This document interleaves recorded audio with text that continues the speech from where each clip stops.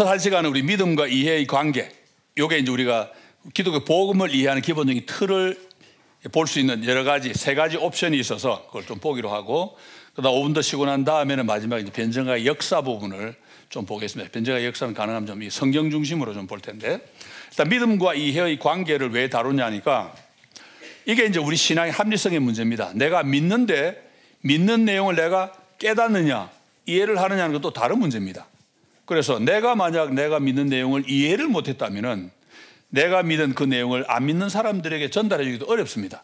내가 이해를 해야, 왜 그 사람 안 믿으니까 이해를 해야 전달해 줄 수 있는데, 그런 면에서 이게 믿음과 이해, 또는 믿는 것과 아는 것, 지식, 그다음 믿음과 생각, 어떤 관계냐, 좀 그런 관계를 좀 살펴보려고 하는데, 사실 중복되는 면도 좀 있습니다. 믿음과 생각을 꼭 나눌 수 있느냐, 뭐 그런 질문도 할 수 있겠지요. 그런데 이런 이야기 논의를 하기에 좋은 출발점이 맥그레스의 표현입니다. 변증학은 믿는 사람을 생각하는 사람으로, 생각하는 사람을 믿는 사람으로 변화시키는데 목적이 있다. 밑에 제가 참고로 쓰는 게 있죠. 포일바흐가 기독교 본질을 지필한 목표가 뭐냐니까, 믿는 사람을 생각하는 사람으로 바꾼다, 그런 표현인데, 맥그레스 이걸 알고 썼는지 모르고 썼는지 그건 잘 모릅니다. 제가 물어보지는 않았는데, 뭐 알고 썼든 모르고 썼든 아마 의도하는 바는 비슷할 겁니다. 우리가 생각할 때 숨은 전제가 뭐냐 그러면, 믿는 사람은 생각도 안 하는 사람이냐, 닥치고 믿어, 그럼 생각 안 하는 사람이죠, 그죠? 예. 그러면 생각하는 사람 또 다 안 믿는 사람이냐, 또 그것도 아닙니다. 그런데 이제 맥그레스 이거를 통해서 이야기하는 것은, 믿는다고 하는 사람들이 생각하지 않는 경우가 많고, 그 다음에 생각이 너무 많은 사람이 그것 때문에 못 믿는 경우가 많으니까 이 둘을 서로 바꾸어 보는 게 우리 변증학의 작업이다 표현을 하는데, 여기서 변화시킨다는 말에 이 영어 원문은 convert를 씁니다. 개종이란 뜻이죠. 그런데 맥그레스가 굉장히 이 문장을 비중 있게 말했다는 걸 알 수 있습니다. 믿는 사람, 곧 기독교 신앙을 가진 사람들이 그냥 닥치고 믿어 하던 사람들을 생각하고 좀 제대로 이해하는 그런 신앙으로 바꿔주고, 그 다음에 생각이 너무 많아가지고 못 믿겠다는 사람들을 그런 생각을 통해서 믿음의 세계로 갈 수 있도록 도와주는 작업이 변증학이다, 그렇게 얘기를 하는데, 결국은 믿음에서 믿음으로 간다. 로마서 제가 헬라어 원문 적어놨죠. 로마 1장 17절. 믿음에서 믿음에 이르게 하나니 하는 표현인데, 헬라어 원문은 그냥 믿음에서 나와서 믿음으로 간다, 그런 뜻입니다. 출발점도 믿음, 종착역도 믿음. 헬라어 원문의 뜻이 그겁니다. 그거 바로 우리 기독교 복음입니다. 그럼 믿음으로 시작해서 믿음으로 끝나는 것. 그럼 신앙인으로 생각하게 하고, 생각하는 사람을 다시 신앙으로 돌아가게 하는, 그러니까 믿음으로 시작해서 믿음으로 끝이 나는 거죠. 그럼 믿음과 생각의 관계, 그건 사실은 분리시킬 수 없습니다. 왜? 생각하지 않는 사람이 믿음을 가질 수 있습니까? 우리의 모든 게 생각인데, 그 믿음과 생각을 분리할 수가 없죠. 그럼 믿음과 지식은 분리할 수 있느냐? 그걸 지금 여기서 논의하는 겁니다. 믿음과 지식은 뭔가 좀 분리된 듯한 그런 느낌이 좀 있죠. 파스칼 이야기는 건너뛰고 3번으로 바로 가면은 이제 믿음과 지식의 관계를 다루는, 이게 이제 변증학인데, 믿음과 지식에 대해서 전통적으로 세 가지 태도를 구분해 볼 수 있습니다. 믿음과 이해의 관계는 늘 관심 대상이 되는데, 자, 이 둘에 대한 이해가 우리 변증에 영향을 미친다. 자, 일단 믿으라 해야 되느냐, 아니면 설명부터 해줘야 되느냐, 고민되죠. 전도하기면 일단 믿어, 빌립처럼 와서 봐, 그럴 수도 있고, 아니면 변증학에 관심을 두면 설명을 좀 해주고 믿을만 하니? 이렇게 물어볼 수도 있는데, 베레아 사람을 보면 재밌습니다. 사도행전 17장 11절. 이건 성경 번역도 순 엉터리고 주석 가운데도 엉터리 주석이 많습니다. 베레아 사람은 데살로니가 사람보다 더 유게네스해서 이것이 그러한가 하고 열심히 탐구했다, 그런 의미가 나오죠. 그렇기 때문에 믿는 사람이 더 많았다, 그런 뜻인데, 지금 우리 개역 개정은 완전히 엉터리로 너그러워서 이렇게 번역해 놨습니다. 이 말의 뜻은 출신이 좋아서 이 말입니다. 귀족 출신이라는 뜻입니다. 유가 좋다는 뜻이고 게네스가 태어났다는 뜻인데, 귀족 출신이라는 뜻입니다. 영어 이름에 유진이죠. 유진이 바로 여기서 나온 말입니다. 유진, 귀한 집 자식이라는 뜻입니다. 유진. 혹시 원하시는 분들은 자식 이름 나중에 영어로 지을 때 유진 지으시면 좋은데, 한국 사람은 좀 안 좋아요. 왜냐하면 우리말 이름 하면 유진은 또 여자 이름이 많아져가지고, 미국 이름 유진 남자 이름이 주로 좀 안 좋죠. 뭐 본인이 알아서 하십시오. 제 이름 듣고 또 애 이름 유진 지은 제 친구가 하나 있어요. 제가 설명해 드리면 좋네요. 손자 이름 유진이죠. 근데 귀족 출신이란 말이 왜 이것이 그러하고 탐구에 연결되냐면 고대 그리스의 상황을 알아야 됩니다. 고대 그리스는 겉으로 드러나는 현상 이면에 깔린 원리를 탐구하는 데 열심을 냈는데 그런 일을 탐구할 수 있는 사회적 계급은 전부 귀족입니다. 왜 귀족을 할 수 있습니까? 노예가 밥 해주고 빨래 해주고 다 해주는데 귀족은 할 일이 없습니다. 학문하는 거예요. 공부하는 거예요. 연구하고 토론하고. 그래서 고대 그리스가 철학도 발전했죠. 예술도 발전했죠. 모든 게 발전합니다. 노예들이 다 해주니까. 그래서 귀한 집 자식이라 이 말은 귀족이란 뜻이고 귀족이기 때문에 항상 원리를 탐구할 수 있는 정도의 여유가 있었다는 뜻입니다.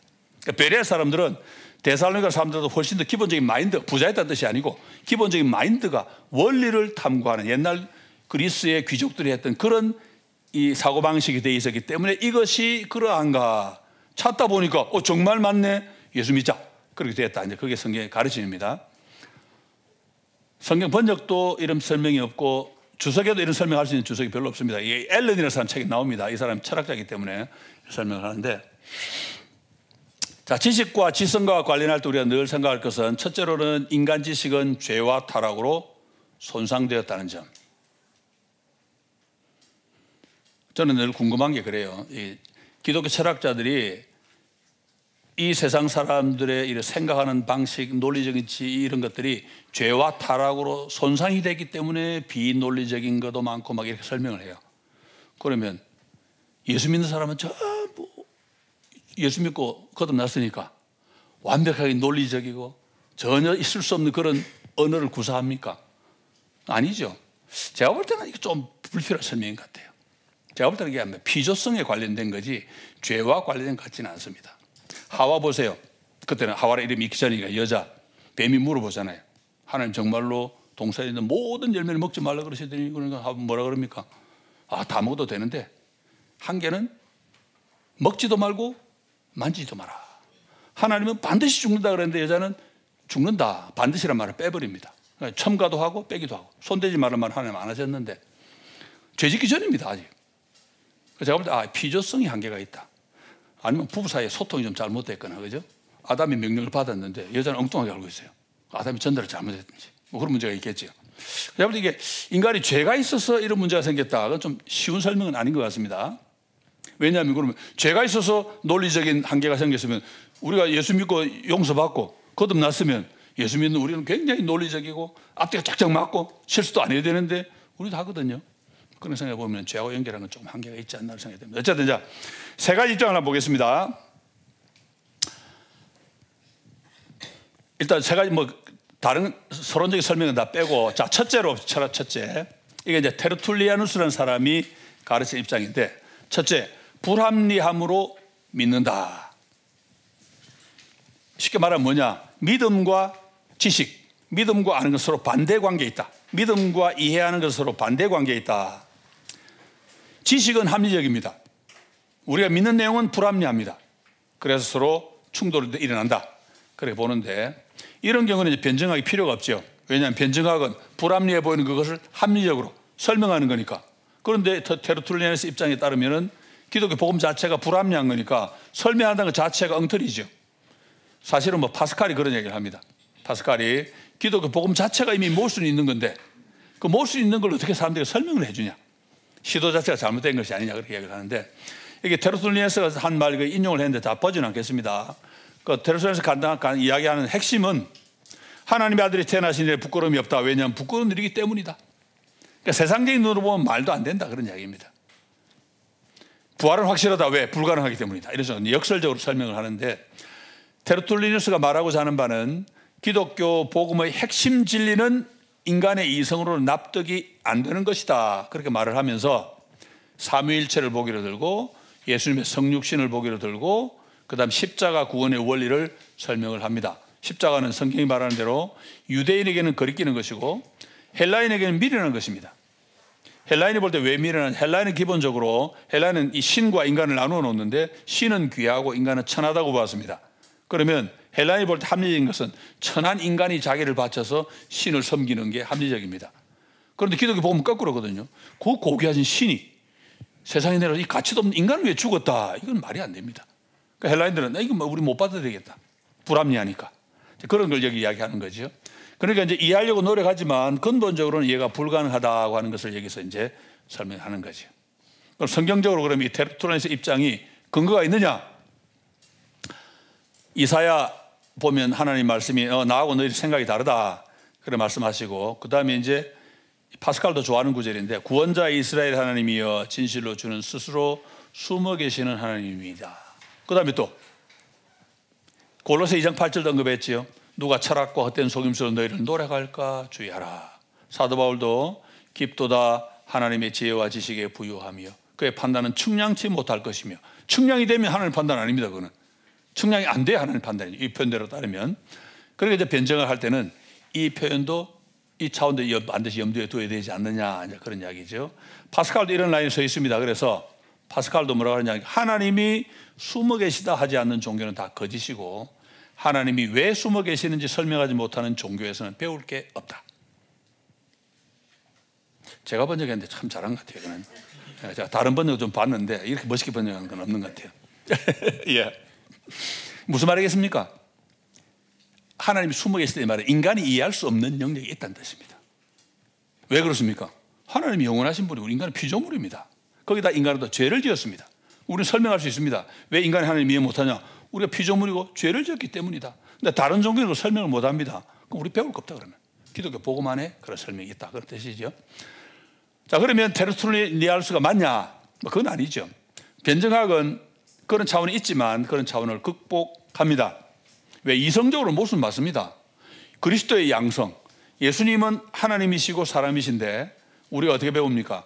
50% 하나님, 50% 인간 아니죠. 예수님은 100% 하나님, 100% 인간. 말이 안 됩니다. 하나님 전능하시고 인간은 못하는 게 많은데 어떻게 100% 하나님, 100% 인간이 됩니까? 근데 우리는 그냥 성경이 말하니까 받아들입니다. 하나님은 성부, 성자, 성령, 그런데 한 분이시다. 이것도 말이 안 되죠. 그런데 성경이 말하니까 그냥 받아들입니다.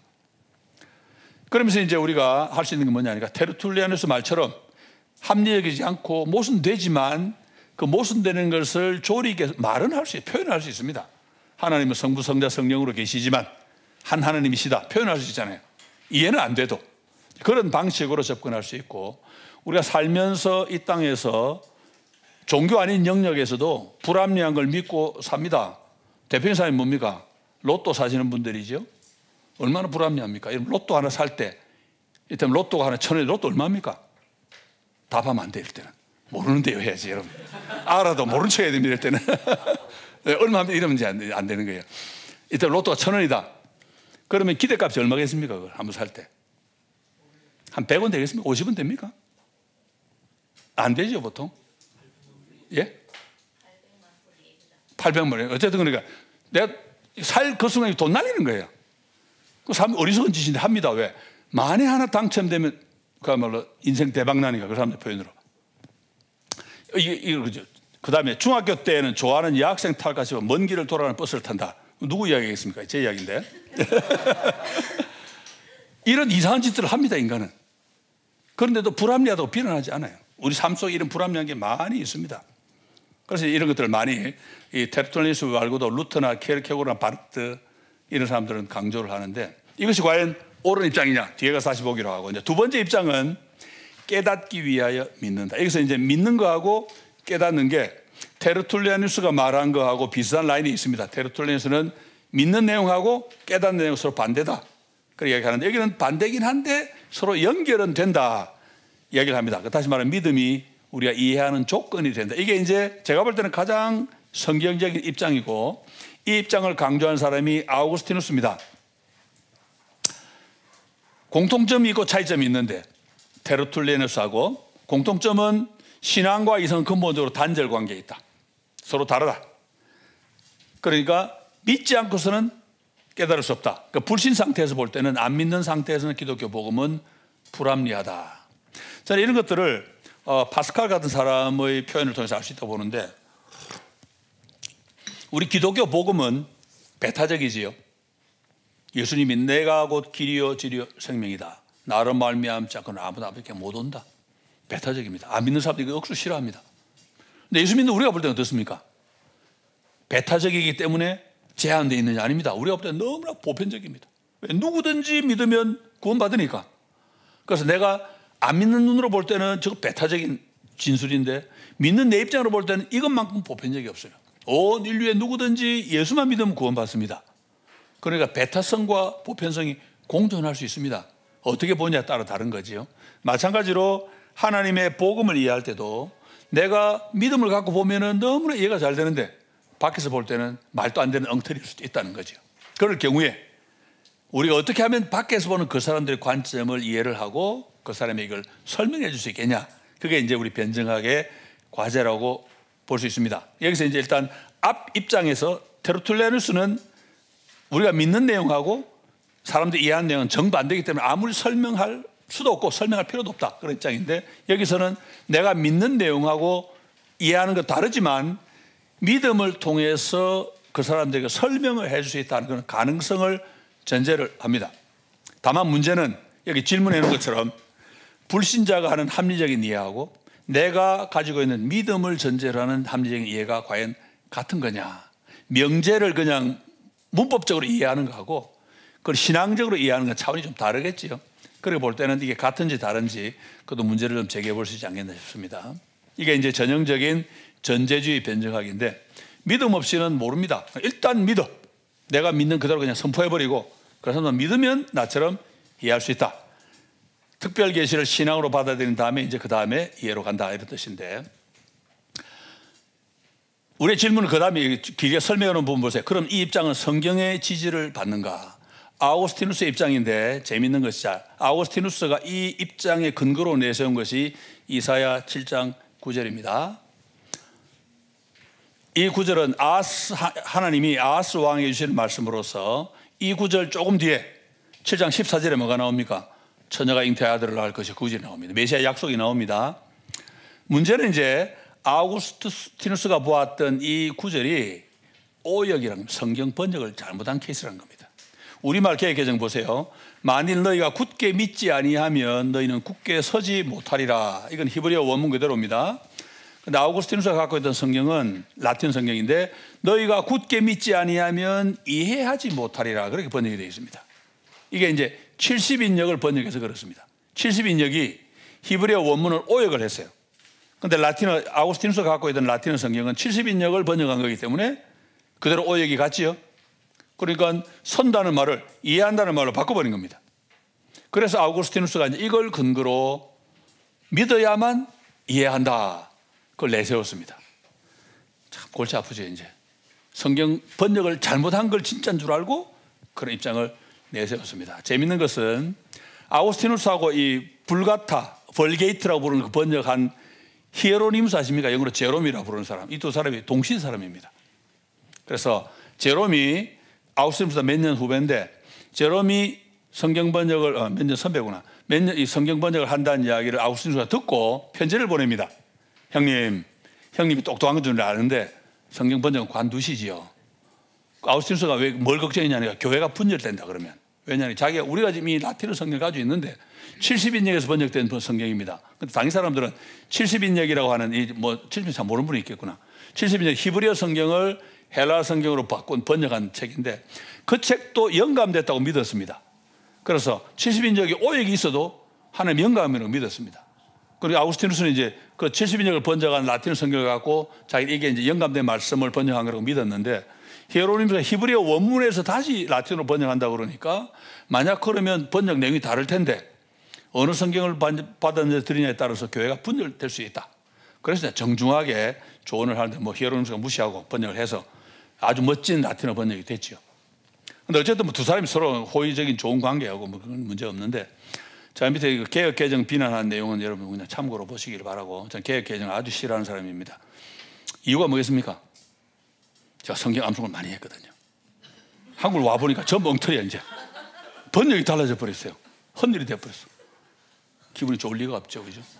그러니까 제가 개혁 개정 맨날 개자가 2개 들어간 번역이 뭐가 좋겠네. 맨날 이렇게 농담하는데 아유. 읽어보세요. 제가 개혁 개정을 왜 싫어하는지 좀 간단하게 썼습니다. 근데 참 정말 문제가 많은 번역이에요. 예, 이 잘못된 번역 하나가 아우구스티누스가 내세운 우리 그리스도인이 가져야 될 신앙과 깨달음, 이해의 그 관계의 유일한 근거입니다. 너무 황당하죠. 그래서 그 다음 단락 보시면 프란치스코 교황도 2013년에 해명서를 발표했습니다. 아우구스티누스 엉터리로 말한 내용이 우리 기독교 원리가 돼 있으니까 아마 이 양반이 이런 뜻으로 한 게 아닐까요? 하는 해명서도 쓰고 했는데 제가 볼 때는 성경에 이런 구절 자체는 없습니다. 그런데 성경의 전반적인 이 가르침을 볼 때는 제가 볼 때 굉장히 성경적인 사상은 맞아요. 다만 성경에 그런 구절이 없다는 뜻이지 아우구스티누스 엉터리 구절을 가져온 게 잘못이긴 한데 제가 볼 때는 사상은 맞다고 봅니다. 요한복음 7장 17절도 아우구스티누스 언급을 합니다. 뭐냐니까 사람이 하나님 뜻을 행하려 하면 이 교훈이 하나님께로부터 왔는지 내가 스스로 말함이지 알리라. 여기도 보면 알리라 하는 게 있지요. 알리라. 이 말이 아우구스티누스가 볼 때는 안다는 뜻인데 뜻을 행하려 하면 할 때 이 행한다는 말이 당시 사람들에게 의지를 가리킵니다. 그런데 이 아우구스티누스도 스토아파 영향을 받았기 때문에 스토아파 사람들은 의지는 언제나 선하다고 보았습니다. 그래서 만약 그리스도인이 하나님 뜻을 행하려는 의지만 갖고 있으면 그것이 주님에게서 나온 건지 아니면 엉터리인지 알 수 있을 것이다. 그렇게 이야기한 건데 주님의 의도는 출처가 어딘지 안다 이런 뜻인데 아우구스티누스는 그렇게 안 보고 무조건 알리라 하는 말에만 초점을 두고 봐라. 믿음만 가지고 있으면 깨닫는다. 이렇게 이제 억지로 풀지요. 그 다음에 아우구스티누스가 인용을 하지 않는데 이 변증학자 중에 하나의 레이먼드라는 사람이 히브리 11장 3절 6절 두 개를 또 아우구스티누스의 사상을 지지해 주는 구절로 언급을 합니다. 뭐냐니까 믿음으로 모든 세계가 하나님 말씀으로 지어진 줄을 우리가 아나니. 이 구절을 보니까 믿음이란 말도 나오고 안다는 말도 나옵니다. 탐이 나지요. 근데 그런 뜻이 아닙니다.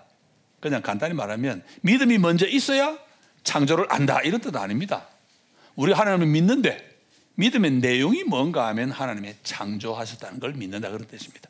내용이 그런 뜻이지 믿음이 조건이 되어야 그 다음에 깨달음으로 간다 그런 뜻은 아니죠. 그러니까 결론이 뭐냐? 깨닫기 위해서 믿어야 한다는 구절은 성경에 안 나옵니다. 오역을 근거로 이런 입장이 나왔는데 그럼 어떻게 봐야 되냐? 정당화는 가능하죠. 왜? 인간의 이성이 죄로 타락했기 때문에 믿지도 못하고 사실은 그 다음에 인간의 지성 역시 재구실을 못하니까 성령님이 거듭나게 하셔야 바로 깨닫는다. 그래서 개혁주의적이라고 얘기하는데 저는 플랜팅가의 개혁 인식론 부분에 이따 시간 되면 설명드리겠습니다만 그분에 가보면 이제 이해가 됩니다. 왜냐? 여기서 이 개혁 인식론이 말하는 인간의 지성의 한계는 인간이 죄를 지었기 때문에 논리적인 오류가 생겨 이런 게 아닙니다. 죄를 지었기 때문에 아까 로마서 1장 18에서 23절 사이에 보았던 것처럼 하나님의 영원한 능력과 신성을 보고도 하나님으로 안 섬기는 그런 거부하는 죄악된 본성을 이야기하는 겁니다. 그래서 개혁 인식론은 뭐냐? 인간은 죄로 타락했기 때문에 하나님의 참된 진리를 보면은 안 받아들이고 싶은 본능이 있는 겁니다. 그걸 거부하는 거지요. 그래서 플랜팅가는 개혁 인식론은 하나님의 성령의 능력으로 거듭나고 그런 인식론적인 결함을 치유받은 사람들이 받아들인 진리이기 때문에 그 진리를 받아들인 우리가 옳고 그걸 수용하지 못하는 당신들이 틀렸어. 역공을 하는 겁니다. 원래는 안 믿는 사람들이 당신들 그런 기독교 받아들이는 거 잘못이야 공격을 했는데 거꾸로 플랜팅가는 이걸 받아들인 우리는 성령으로 이미 취함을 받아서 받아들이는 거기 때문에 우리가 더 맞고 당신들이 이걸 거부하는 이유는 아직 성령으로 취함을 못 받았기 때문에 그렇다고 그 사람들 공격을 하는데 불신자들이 항복해버립니다. 기가 막히지. 그래서 철학계가 평정이 된 겁니다. 그래서 제가 생각할 때 야 예수님 사람 똑똑해야 되겠다. 플랜팅가 세계 최고의 철학자다 보니까 그 사람 기독 신학을 쫙 변증하니까 불신자들 보면 치밀하거든요. 그러므로 그러면 플랜팅가 책 보시면요 수학 도식이 많이 나옵니다. 논리학 도식이. 그러므로 쫙 설명하는데 불신자들 봐도 말 되거든. 그래서 우리가 졌다. 불신자들이 다 인정을 합니다. 그래서 평정을 한 겁니다. 저는 그래서 이제 학문의 기초라고 하는 철학에서 했으면 다른 학문에서 못할 게 없다. 제가 늘 말합니다. 특별히 우리 학생들에게 설교를 갈 때는 그런 얘기 늘 합니다. 철학 평정했다. 다른 문제는 못할 거 없다. 여러분들 한번 해보시라. 그런 얘기도 하는데. 그게 이제 아우구스티누스 입장입니다. 어쨌든 제가 볼 때는 성경적이고 세 번째로는 이제 아우구스티누스 입장을 조금 더 이제 확장시킨 건데 깨달음을 추구하는 신앙. 즉 아우구스티누스 강조하는 건 뭐냐? 믿어야만 이해할 수 있다는 게 강조점입니다. 그런데 이게 안셀무스 또는 안셈이라고 이야기하는 사람의 입장인데 이건 뭐냐? 믿음이 있어야 하는 조건보다는 일단 믿고 난 다음에는 깨달을 수 있다. 결과에 초점을 둡니다. 아주 그래도 중요한 부분이죠. 믿은 다음에는 이해로 가야 한다. 믿음은 합리성과 무관하게 하나님 말씀하시는 걸 일단 진리로 받아들입니다. 그런 다음에 내가 받아들인 걸 내 머리로 깨달아 보려고 발버둥을 칩니다. 그게 뭐냐? 신학입니다. 신학을 우리가 합니다. 하나님 우리에게 계시를 주셨고 그 계시를 이해할 수 있는 머리를 주셨고 우리가 하는 일은 뭐냐? 그 계시를 받은 걸 우리의 머리로 이해해 보려고 노력을 합니다. 하나님은 우리 인간하고는 레벨이 다른데 계시는 분이기 때문에 인간이 하나님 다 이해할 수 없어요. 내가 다 이해가 다 되는 그런 분은 믿을 가치도 없잖아. 우리 인간하고 뭐가 다르겠어요? 하나님 내가 이해할 수 없는 영역에 계십니다. 근데 그 하나님이 우리에게 당신을 보여주셨는데 인간의 이 범주, 우리의 카테고리에는 들어오지 않는 영역이 많은데 대표적으로 삼위일체입니다. 성부도 하나님, 성자도 하나님, 성령도 하나님. 우리가 볼 때 하나님 세 분이네? 아니고 하나님 한 분. 이거 도대체 이해가 안 됩니다. 하나님이시기 때문에 그런데 우리가 이해할 수 있는 레벨에 맞추어서 계시해 주시다 보니까 성부도 하나님으로 보여야 되고 성자도 하나님으로 오셔야 되고 성령도 하나님이셔야 되고 그런데 하나님 세 분은 아니고 또 하나님 한 분이시고 우리 머리는 이해가 안 됩니다. 야 누구냐 받아들이면 돼요. 아멘하고. 이게 이제 우리 속에 있는 하나님이시기 때문에 인간이 이해할 수 없는 명이고 그 대표적인 보기가 뭐냐니까 하나님의 전능하심. 여러분 생각하실 때 하나님이 전능하시다. 여러분 그 말이 무슨 뜻인지 이해한다고 생각합니까? 하나님 전능하시다. 명제로는 표현할 수 있습니다. 뭡니까? 하나님 못 하시는 게 없다. 그죠? 여러분 그 말 무슨 뜻인지 아십니까? 아무도 몰라요. 전능하다는 말이 무슨 말인지 아무도 모릅니다. 명제로는 표현할 수 있어요. 그래서 나온 게 이제 전능 역설이라는 게 있습니다. 철학에. 어떤 식이냐니까 이제 이 중세 때 쓸데없는 이 철학 신학자들이 시간이 많으니까 쓸데없는 사변적인 논의하다 보니 나왔는데 하나님은 하나님 자신이 들 수 없을 정도로 무거운 돌을 만드실 수 있나? 그 질문을 던집니다. 만드실 수 있다 그러면 전능하신 거 만들 수 있어야 되죠. 그럼 하나님이 들 수 없는 정도로 무거운 돌이니까 못 들어야 되잖아. 그 하나님은 자기가 못 들 정도로 무거운 돌을 못 만든다 그러면 또 전능 안 하는 거네 그러면. 그 이제 이게 전능 역설이에요. 이게 옴니포턴스 패러독스가 좀 재밌는 근데 제가 볼 때 말도 안 되는 소리예요. 왜 말도 안 되느냐? 인간이 이해할 수 없는 영역에 계신 하나님을 우리 인간의 범주 아래 끌어내려서 이해를 해보려고 하는데 우리가 이해할 수 있는 유일한 단어가 전능입니다. 모든 걸 다 하실 수 있다. 근데 우리 인간은 모든 걸 다 한다는 말이 무슨 말인지 모릅니다. 하나님 못 하시는 게 있잖아요. 뭡니까? 하나님 못 하시는 거. 왜? 거짓말. 하나님 못 하시잖아. 무슨 전능이야. 거짓말도 못 하고. 근데 우리 전능하시다 믿잖아요. 성경에 거짓말 못하고 뻔히 써놨는데도 전능하시다고 또 나온단 말이에요. 믿는 이유가 뭡니까? 우리가 그 말의 뜻을 모르기 때문에 그렇습니다. 하나님 거짓말을 못하시기 때문에 전능하신 분인 거예요 사실은. 근데 거짓말을 못하신다 그러니까 우리말로는 전능하지 않은 것처럼 보이잖아요. 우리 인간의 표현입니다. 하나님은 거짓말을 못하신 에바는 완벽하게 신실하시다 이 말일 수도 있는데 우리식으로 표현하니까 전능하시지 않은 것처럼 나오죠. 그죠?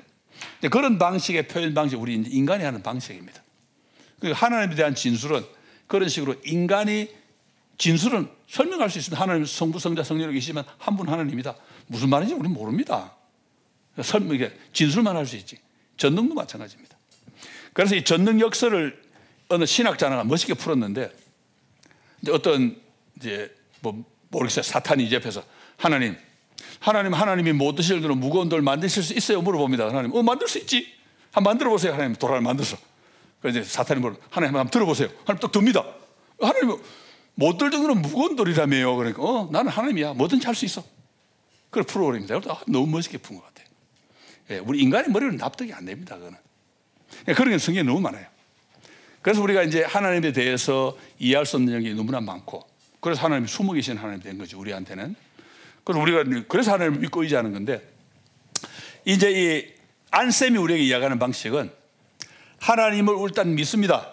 믿으면 그 믿음이 이제 깨달음으로 이해로 나아가야 된다. 그러니까 닥치고 믿는 거기서 끝나는 게 아니고 내가 믿었더니 이렇게 깨달아지는구나.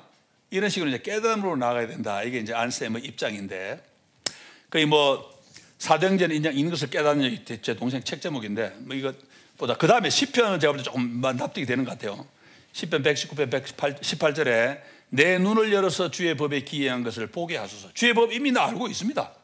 근데 하나님이 내 영의 눈을 열어주시면 더 깊은 걸 깨닫게 되고 알게 되고 하니까 저는 깨달음이 얼마나 있다고 생각을 합니다. 저는 개인적으로 제가 아까 잠깐 말씀드렸습니까? 제가 학위받고 난 다음에 한 10년 목회하면서 거의 매주 하나님이 새로운 깨달음 주시는데, 저는 그동안 제가 믿어왔던 내용, 성경에서 알고 있었던 내용인데 몰랐던 걸 새롭게 이해하게 된 게 저는 점점 많아졌다고 생각을 합니다. 저는 이것이 이제 안쌤이 이야기한 이런 단계로 나아가는 것을 생각을 하고, 야, 하나님 말씀은 놀랍다. 뭐 제가 예수님의 비유를 볼 때마다 감탄을 합니다. 야, 정말 재밌다. 일단 뭐 보기를 들으면 어떻게 있냐? 예수님은 우리 사람이 상 줄 때하고 다르게 하세요. 5달란트, 2달란트, 1달란트. 5달란트 받은 자에게 칭찬하시잖아요. 잘하였도다, 착하고 충성된 종아. 내가 작은 일에 충성했으면 내가 적은 일에 충성해 많은 것을 내게 맡기리니 내 주인의 즐거움에 참여할지어다. 2달란트 남긴 종이 왔습니다. 저도 두 개 남겼는데요. 예수님 뭐라 그러십니까? 잘하였다, 착하고 충성된 종아, 이하 동문 안 그러시잖아요. 우리 상 줄 때 우리는 5개짜리 다 읽어주고 2개짜리 이하 동문 그러는데 예수님 안 그러세요. 그 당시에 여러분 글 하는 정리가 쉬운 일이 아닙니다. 근데 그 성경을 기록할 때 다 적었어요. 그 이하 동문 해도 될 건데 왜 그렇게 했겠습니까? 5개로 5개 남긴 사람이나 2개로 2개 남긴 사람, 예수 하나님 나라에서 똑같이 칭찬 받는다. 그 속에 진리가 담겨 있습니다. 제가 볼 때는 아무것도 아닌 것 같은 그 속에 예수님이 너무 강력한 메시지를 담아두시는 거예요. 그 옛날에는 저는 몰랐죠. 그냥 뭐 쓸데없이 이렇게 했냐. 그 뭡니까? 양과 염소의 비유도 마찬가지입니다. 예수님이 그거 볼 때 제가 어떨 때 답답해요. 예수님이 너희가 내가 아팠을 때 찾아봤고 감옥에 있을 때 와서 뭐 면회도 했고 뭐 벗었을 때는 옷 입혀줬고 7가지 이야기하시잖아요. 이야기하시는데 의인들이 나와 가로되 예수님, 그냥 우리가 생각할 때는 저희가 언제 그랬습니까? 이래도 되잖아요. 근데 거기 보세요. 성경은 예수님, 제가 이제 예수님 벗었을 때 입혔으며 감옥에 갔을 때 찾아갔으며 아플 때 했으며 다 나옵니다. 그 속에 뭐가 담겨 있습니까? 예수님 우리한테 이거 하나하나가 얼마나 귀한 건지를 알려주시는 거예요. 지금 그 글쓰기를 컴퓨터 같으면 뭐 뭡니까? 카피 페이스트 카피해서 쉽게 하잖아요. 옛날에는 그거 안 됩니다. 그런데도 그렇게 하신 속에는 그 속에 담은 메시지가 있는데, 저는 이제 그런 거 저 개인적으로 깨달으면서 야, 진짜 너무 귀하다.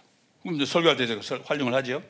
이런 것들 우리 신앙생활 속에 얼마든지 가능하다고 봅니다. 얼마든지 내가 알고 믿고 알았다고 생각했는데 더 많은 깨달음으로 나아가는 자가 필요하고, 저는 뭐 우리 목회자들은 그걸 계속 해가지고 내가 깨닫는 방법 성도로 나누고 또 나누고, 이게 우리의 사명이라고 생각을 하는데, 저는 이것이 성경적으로 기본적으로 옳은 그런 방식이라고 생각을 하고, 모든 성도가 저는 같은 이 태도를 가질 수 있다고 봅니다. 내가 이미 믿음으로 알고 있던 내용인데 몰래 알고 나면은 너무 좋은 거예요. 와, 여기 이런 게 담겨 있었구나. 감사하죠. 저는 그게 우리가 받는 은혜의 한 중요한 바분이 아니겠나 생각을 하는데, 그래 볼 때는 이 안셈의 기본적인 이 원리도 저는 성경적이라고 봅니다. 테르툴리누스도 맞습니다. 아우구스티누스도 맞고 안셈도 맞습니다. 이 세 가지를 성경적으로 약간 분석을 해보면, 기본 구도 면에서는 믿음과 지식의 관계에서 첫째 입장은 지식에 출발하는 것은 보이죠. 왜? 불합리하니까 믿는다. 기독교 복음을 쭉 보니까 이 말도 안 되네. 이거 내가 이해할 수 없으니까 그냥 믿고 말자. 이것처럼 보이죠. 근데 실제로는 그렇지는 않습니다. 실제로 뭡니까? 일단 복음 듣고 야, 이 말이 안 되는구나, 내가 믿기만 하자, 이렇게 안 합니다. 아무도. 일단 믿습니다. 믿고 난 다음에 보니까 이 말이 안 된다. 그게 순서지. 복음 듣고 난 다음에 이 말이 안 되는 거니까 이건 내가 믿어야 되겠구나, 이런 사람 아무도 없습니다. 그러니까 어떻게 보면은 테르툴리누스가 말한 그 역학대로 그대로 움직이지는 않지요. 믿음에 출발하지만 이해해 보려고 해도 이해가 안 되고, 마치 전능역설처럼 하나님 넣을 수 없는 돌을 하나님 만들 수 있냐? 말이 안 되는 겁니다. 설명을 못 하는 거지요. 그런데 이 세 가지 문제, 이 세 가지 전통적인 세 가지 입장만 있었는데, 제가 볼 때는 이제 이 거꾸로 믿음에서 이해로 가는 것은 세 개를 다 이해를 하는데, 이해에서 믿음으로 가는 건 아무도 말을 하지 않습니다. 저는 근데 이것도 아주 중요한 하나의 흐름이라고 봅니다. 실제로도 많이 일어나는 흐름이고, 근데 그런 것들 아무도 다루지 않는 것이 너무 안타깝고, 이 가운데 이제 우리가 먼저 알아야 될 것은 우리가 이분법에 빠져 있습니다. 신앙이 이성과 나누어지고, 그래서 합리적인 것하고 믿음으로 받아들이는 내용을 완전히 딱 갈라놓습니다. 그러니까 이제 실제 우리 삶 속에서는 합리성을 어느 정도 느끼고 그것이 우리가 믿음으로 가는 출발점이 될 수도 있는데, 그런 것들을 너무 무시했다 저는 생각이 들고 전통적으로 관심도 안 가졌습니다. C.S. 루이스가 그 단순한 기독교, 순전한 기독교입니까? 미어 크리스티애니티라는 책을 라디오 강연을 하고 책으로 냈을 때 사람들이 이 책을 통해서 발견한 건 뭐냐면 기독교가 굉장히 합리적이다. C.S. 여기서 인간의 양심을 이야기하고 황금률도 이야기하고 사람들이 보편적으로 누구나 가지고 있는 그런 생각들을 가지고 기독교를 설명을 합니다. 야, 말 된다 이거. 교회 한번 가봐야 되겠다. 가서 교회 가서 성경 보고 말씀 보고 예수 믿거든. 이런 사람들이 너무너무 많습니다. 그러니까 실제 현장에서는 합리성이 근거가 돼가지고 신앙으로 가는 경우가 너무 많습니다. 근데 이게 전통적으로 아무도 생각을 안 하는 거죠. 왜? 분리를 시켜놨으니까. 사람이 머리를 굴려가지고 신앙으로 간다, 이건 있을 수가 없는 걸 생각을 한 거죠. 제가 볼 때는 우리가 너무 좀 과도한 것이 아닌가 그런 생각이 들고, 우리는 지금 하나님을 어떻게 만나냐, 이게 우리 초점인데, 마태복음 13장에 보면 예수님이 비유를 말씀하실 때 진주를 발견하는데, 한 사람은 소작인이 밭을 갈다가 떨컥 보화를 발견했고, 한 사람은 원래 직업이 진주 장사입니다. 좋은 진주 열심히 찾다가 발견을 했고, 차이가 뭡니까? 우연히 떨컥 발견할 수도 있고 내가 열심히 하다가 발견할 수도 있습니다. 둘 다 가능하죠. 제가 볼 때는 아마 베드로는 떨컥 걸린 경우입니다. 어쩌다 자기가 배가 있다 보니까 예수님이 야, 네 배 좀 쓰자. 예수님이 설교하시고 깊은 데 가서 던져라. 잡고 고기 잡고. 근데 예수님 만나가지고는 믿게 됐죠. 예수님 뭐 진리 탐구해 내가 영혼의 구원을 받아야지 전혀 관심 없었습니다. 밤새 허탕치는 밖에 없죠. 근데 삭개오는 보세요. 또 딱 삭개오는 다르다고. 삭개오는 뭔가 예수라는 분의 소문을 들었습니다. 야, 이분 내가 만나보고 싶다. 제가 볼 때는 삭개오는 이미 마음속에 세리로서 자기가 등쳐먹고 사는 그 인생에 대한 뭔가 부담이 있었던 것 같아요. 그래서 예수님 만나자마자 제가 재산 반 가는 사람 주겠습니다. 4배로 갚겠습니다. 바로 나오잖아요. 자기 마음속에 걸렸던 게 그거거든요. 그러니까 여러 가지 방법으로 사람을, 주님을 만나게 되는데, 저는 이런 게 가능하다고 봅니다. 제가 알고 우리 고신 선배 한 분은 고등학교 졸업할 때까지 관심도 없다가 대학에 와서 이제 진리 탐구, 저보다 몇 년 선배 그때 막 본고사가 어려울 때니까 관심도 없다. 이제 대학 들어오니까 이제 여유가 생겨서 진리 탐구하려고 절이란 절은 다 가봤대요. 전국에 깊은 산에 있는 유명한 사찰, 유명한 스님 만나가 밤새 토론도 해보고 막 아무리 아니더래요. 그러다가 이제 동창생 하나가 교회를 다니는 친구가 있었는데 기숙사에 만나가지고 주일 아침에 교회 간다고 같이 한번 가보자. 따라갔다가 예수 믿어버렸어. 그래서 자기가 글을 썼는데 제목이 주께서 나를 부르시면. 재미잖아요. 자기가 찾아가잖아. 주님 부르신 게 아니고 내가 주님을 찾아 만나면 이랬어야 되는데 거꾸로 주께서 나를 부르시면. 자기가 그렇게 노력해 주님 만났더니 알고 보니까 내가 찾아 만난 게 아니라 주님이 이미 나를 기다리고 나를 부르셨더라. 이게 이제 고백한 거죠. 그래 본다 그러면은 떨컥 만난 사람이나 열심히 찾다가 만난 사람이나 결국은 같습니다. 하나님 불러주셔서 온 건데, 저는 이렇게 본다 그러면 우리가 변증학을 하거나 이런 논리적 지적인 대화 또는 토론 이런 걸 통해서 사람을 믿음으로 인도하려고 하는 데는 참 귀한 노력으로 봅니다. 아까 언급했던 그 단테 신구에 나오는 스타티우스도 마찬가지고, 지적인 탐구가 얼마든지 신학의 계기가 될 수 있고, 그리고 제가 파스칼 말씀드렸던가요? 아까 폰 노이멘이라는 사람이, 파스칼이라는 사람이 언제 기회된 제가 이 파스칼 평전 내고 난 다음에 지금 계속 파스칼 강의 좀 다니는데, 파스칼이 지금 재미있게 알려진 한 가지가 이제 파스칼의 내기라는 게 있습니다. 옛날에 파스칼의 도박이라고 부르는 내용인데, 파스칼이 이제 확률론의 아버지거든요. 확률론을 정립하면서 이게 이제 젊었을 때 확률을 정립하고 마지막에 가면 이제 기독교 신앙을 갖게 만드는 이제 도구로 이용을 해 먹는데, 확률은 두 가지. 하나님이 계실 확률 반, 안 계실 확률 반. 믿는 내가 믿을 확률 반, 안 믿을 확률 반. 그래서 이 네 가지로 구분을 합니다. 하나님이 내가 하나님 계시다고 믿었는데 실제로 있을 경우, 믿었는데 없을 경우, 없다고 믿었는데 있을 경우하고 없다고 믿었는데 없을 경우, 네 가지를 쫙 분석해서 최악의 경우는 뭐냐? 없다고 믿었는데 하나님이 있더라. 최악이라. 최상은 뭐냐? 있다고 믿어야 정말로 계시더라. 할렐루야. 뭐 이런 식으로 분석해서 이제 봐라. 하나님 계시던데 투자해라. 그런 식으로 이제 고민할 내용입니다. 저는 그 내용도 어떻게 보면 말도 안 되죠. 그런데 재미있는 케이스가 이제 그 20세기의 최고 천재라 불리는 존 폰 노이맨이라는 사람이 있습니다. 노이맨은 유대인이고 결혼을 천주교인하고 계세요. 그리고 형식으로 성당을 가끔 갔죠. 이 사람이 죽기 전에 자기 와이프한테 빨리 신부님 불러라. 그럼 이제 죽기 전에 종부 성사를 받고 죽었습니다. 종부성사를 받기 전에 이 사람이 뭐라고 했냐니까, 아무리 생각해도 파스칼이 맞는 것 같다. 그러고 이제 신부 불러가지고 종부성 받은 거예요. 근데 파스칼이 맞긴 했는데 불안한 마음은 여전히 못 떨치고 죽은 것 같아요. 그래서 이게 이제 변증학의 한계일 수도 있는데, 어쨌든 우리가 믿음과 깨달음의 관계를 이야기하면서 어떤 방식으로든지 이런 노력하는 것 자체는 참 귀하다 그런 생각이 들고, 그 다음에 이제 첫 번째 문제하고 두 번째 문제 연결을 해서 나온 것은 믿음과 이해를 분리를 시키는데, 이게 이제 마치 교회가, 우리 한국 교회의 약점 가운데 하나가 이 분리시키는 건데, 의롭다 하심을 받은 칭의하고 이후에 거룩함을 추구하는 성화하고를 자꾸 떼놓습니다. 그래서 제 동생이 성화를 많이 강조를 하는데, 성화를 강조하니까 자꾸 뭐 행위군인이 이 뭐냐 비난을 해요. 순종하라는 뜻이고 예수 믿는 사람 당연히 순종해야 된다는 뜻인데, 그걸 자꾸 떼놓고 얘기를 하니까 공격을 합니다. 마찬가지로 이 믿음과 이해도 저는 너무 떼놓은 게 아닌가 그런 생각이 드는데, 왜냐하면 우리 신앙 속에 이해가 들어갑니다. 내가 믿는다 그랬을 때는, 우리 사도신경 보세요. 사도신경의 첫 단어가 크레도입니다. I believe. 믿는다. 그 다음 나오는 게 뭡니까? 믿는 내용입니다. 나 믿는다. 뭘 믿어? 몰라. 이런 말이 안 되잖아요. 나는 믿습니다. 뭘 믿습니까? 천지를 창조하신 창조주 하나님을 믿고 그 아들 예수 그리스도를 믿고 십자가 달리시고 부활하시고, 내용이 있어야 됩니다. 내용이 뭡니까? 내용 지적으로 이해를 해야 내용이 됩니다.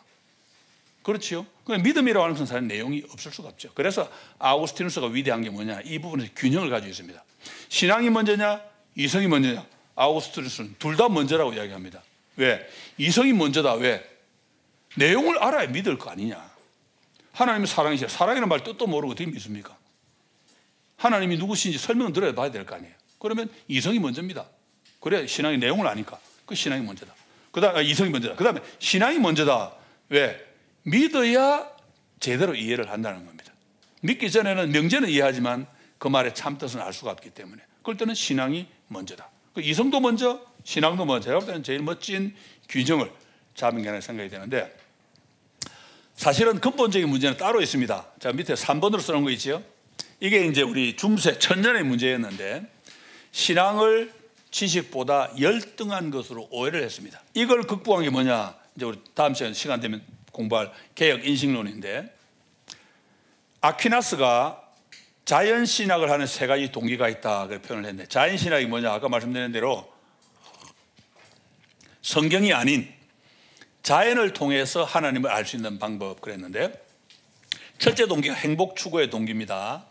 중세 천년 동안 사람들은 가장 큰 행복이 뭐냐, 하나님을 직접 보는 거라고 생각했습니다. 비지오 데이, 하나님을 직접 보는 거. 그래서 수도사들이 그냥 평생 수도원 들어가 가지고 말씀과 기도로 평생을 보낸 목적이 뭐냐, 하나님 직접 보고 싶어 가지고, 하나님 직접 보는 게 최고의 복이라고 생각했거든요. 그런 사상이 지금 이제 남아있는 게 우리 찬송가 중에 내 마음의 주여 소망되소서 하는 그런 엉터리 번역된 찬송인데, 영어로 Be Thou My Vision입니다. 그 비전은 직접 눈으로 보는 거예요.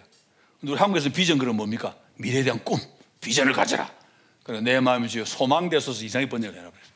그 말의 뜻은 원래 하나님 나한테 좀 나타나 주세요 이 말입니다. 찬송가. 그게 이제 중세에 나타났던 이 하나님을 직접 보는 이 이상과 연결되어 있는 겁니다.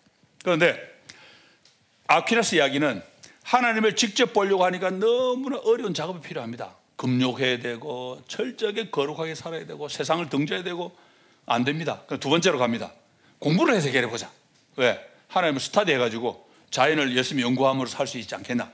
그걸 방식해 보려고 그러니까 이제 문제가 뭐냐니까 공부를 해야 되는데, 이 공부도 어렵습니다.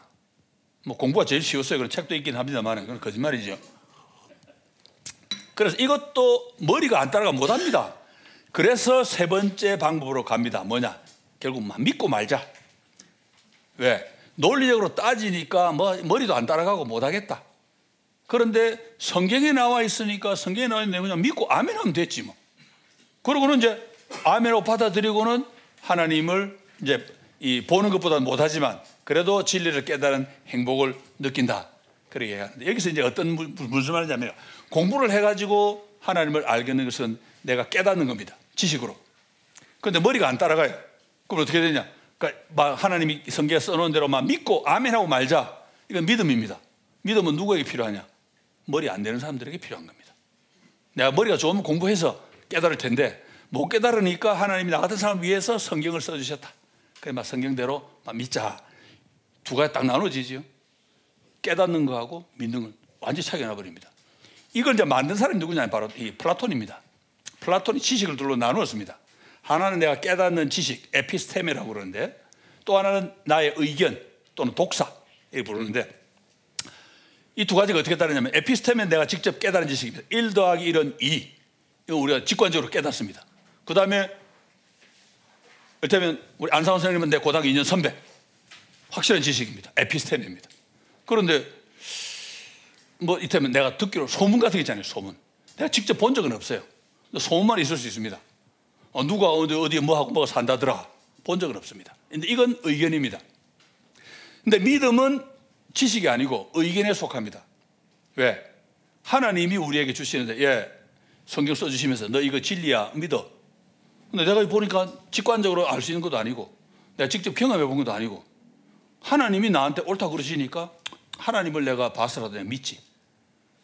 하나님은 대단하신 분이긴 하지만 내가 믿는 방식은 지식이 아니고 한 등급 떨어지는 의견에 속합니다. 그래서 중세 청년 동안 사람들이 계속 고민한 게 이 믿음의 이 열등한 이 지위를 어떻게 회복할 거냐, 여기 초점을 많이 두었습니다. 이런 열등한 지위가 사실은 이슬람에서 온 거예요.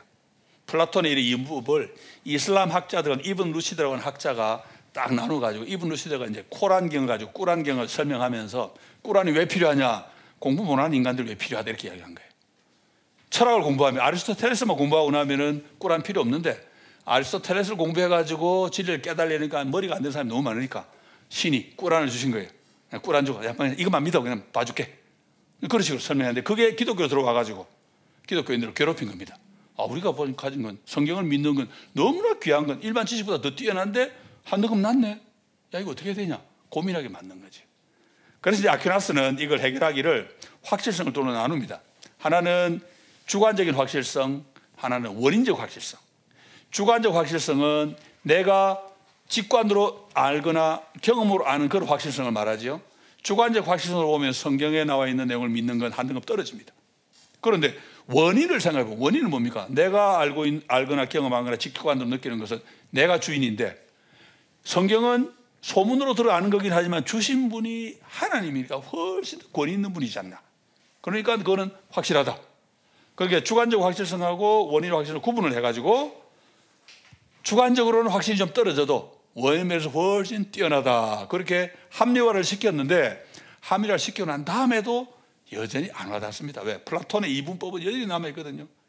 직접 아는 건 높고 들어 아는 건 한 단계 낮다, 이게 많습니다. 지금도 서양에는 그런 흐름이 이어지고 있습니다. 헤겔이라고 하는 사람의 종교철학도 여전히 그 흐름 속에 있고 지금도 이어지고 있는데, 지금도 이제 많은 그리스도인들이 이런 이분법에 빠지는 사람들이 있습니다. 믿는 거하고 이해하는 건 수준이 다르다, 이해하는 건 한 등급 낮고 믿는 건 높고, 그런 생각을 우리가 그걸 좀 극복하자는 차원에서 제가 여기서 언급을 했습니다. 그래서 제가 성경 입장을 몇 가지 적었는데, 재밌는 것은 뭐냐, 성경은 이 두 가지를 구분을 안 합니다. 하나님이 이런 논란이 있을 줄 미리 아시고 성경에 이런 구절을 여러 개 넣어 놓으셨어요.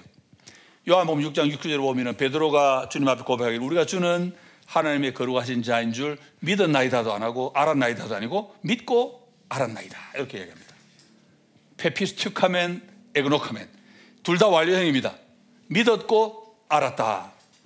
이걸 또 순서를 뒤집은 것도 있어요. 또 요한 1세 보면은 하나님 우리를 사랑하시는 사랑을 우리가 알고 믿었노니, 믿음이 먼저냐 지식이 먼저냐 논란이 생길까 봐 하나님 순서를 바꿔가지고 이번에는 알고가 먼저, 믿었노니를 그 다음에, 둘 다 완료형입니다. 더 재미있어서 요한복음에 또 나옵니다. 요한복음 예수님의 기도에 보면은 이것을 받고 내가 아버지께로부터 나온 줄을 참으로 아오며 아버지께서 나를 보내신 줄도 믿었사옵나이다. 제가 볼 때 예수님도 미리 아시고 한 번은 안다, 한 번은 믿는다. 그 다음에 나온 인용도 마찬가지입니다. 둘째 줄에 믿게 하옵소서, 마지막 줄에는 알게 하려 함이로이다, 쏘이다. 두 개 다 이야기하지요. 에베소서 4장 13절로 보면은 사도 바울의 표현에 우리가 다 하나님의 아들을 믿는 일과 아는 일에 하나가 돼요. 두 번 썼다고 해서 다른 게 아닙니다. 같은 걸 히브리어 반복법처럼 표현만 다르게 해서 이게 반복한 것이다, 그렇게 보면 됩니다. 결국은 제가 볼 때 같은 것입니다. 믿어서 깨달음이 간다, 말이 어폐가 있습니다. 믿는 것 자체가 이미 깨달음이 담겨 있는 것이고 깨달음이 깊이 있게 나아갈 수는 있겠죠. 그래서 믿고 난 다음에 깨닫는다, 아니면 깨달음 믿음으로 간다, 저는 그렇게 구분하는 것 자체가 성경적이지 않은 그런 입장이 아닌가, 그런 생각이 들고, 그렇게 볼 때는 우리가 이 깨달음을 추구하고 합리적인 이해를 추구하고 변증을 통해서 내가 복음을 좀 더 잘 이해해서 믿지 않는 사람과 이걸 좀 더 잘 나누기보다는 그런 마음 너무너무 저는 귀한 거라고 생각을 하고, 어떤 방식으로든지 뭐 그냥 끼워 맞춘 식이라도 안 믿는 사람들에게 조금이라도 납득시킬 수 있다면 저는 우직할 수 있는 좋은 변증이 아니겠나 개인적으로 생각을 해봅니다. 예, 또 5분 쉬겠습니다. 예, 강의 5, 6 두 개나 남았는데 얼마나 할지 모르겠습니다. 할 수 있는 만큼 해보겠습니다.